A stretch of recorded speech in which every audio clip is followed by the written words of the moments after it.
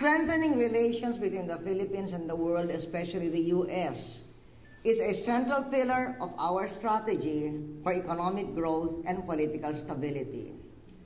The strong economy we are building, described by Assembly Delegate Valderrama, is helping us meet the challenges of the global surge in the price of fuel and food. Pag-usapan natin ang bigas.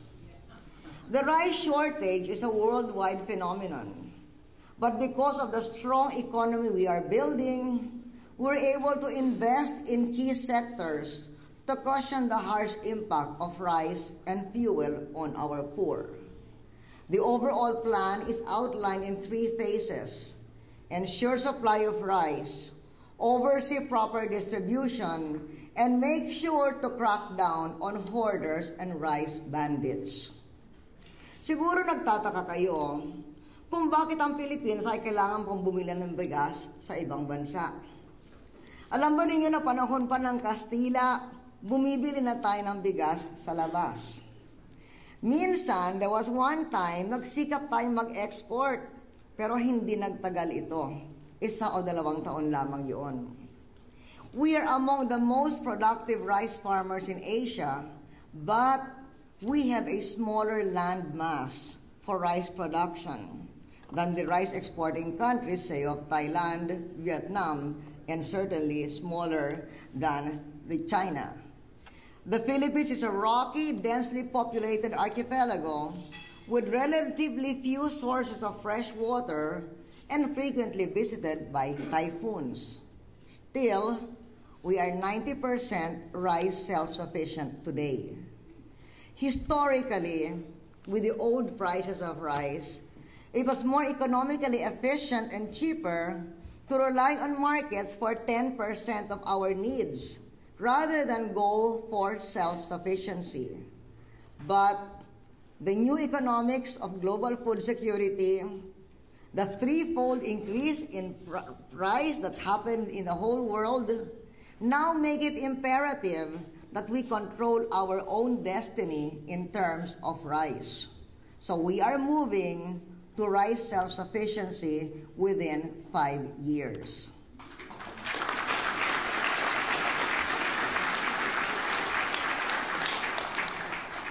That will cost a lot of money. That would mean irrigating some 2 million worth hectares more of land, spending about 6 billion pesos more a year for farm-to-market roads, doing research and distributing seeds, providing low-cost loans for our farmers, dryers and post-harvest facilities to reduce a 30% loss in post-harvest, and so on. So we thank you for your remittances, which have immensely contributed to the growing Philippine economy. It has helped us afford our rice self-sufficiency program.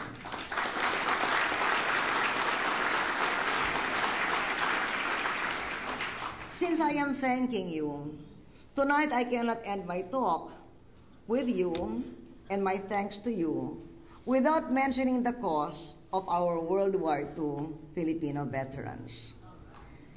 The history of the war remains incomplete. The last chapter is yet to be written.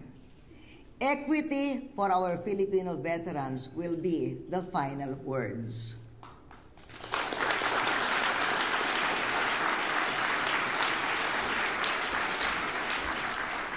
National Federation of Filipino-American Associations, American Coalition of Filipino Veterans, and other groups that have worked so hard in having the Veterans Equity Bill passed in the Senate with a 96-1 vote, thank you.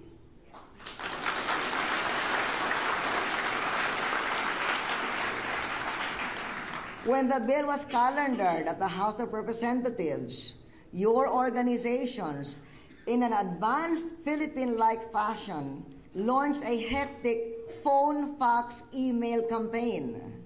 We thank you and wish you success in persuading the oppositionists to reconsider their position so as to correct a lingering injustice to our World War II heroes.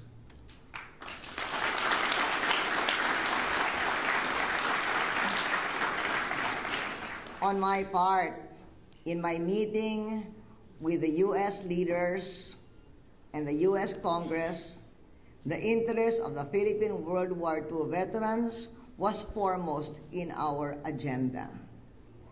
And so today, tonight, I count on you, mga kababayans, to continue to be our reliable partner in everything we have to do together for the cause of the Philippines and Filipinos. Let us be partners in fostering our national interest.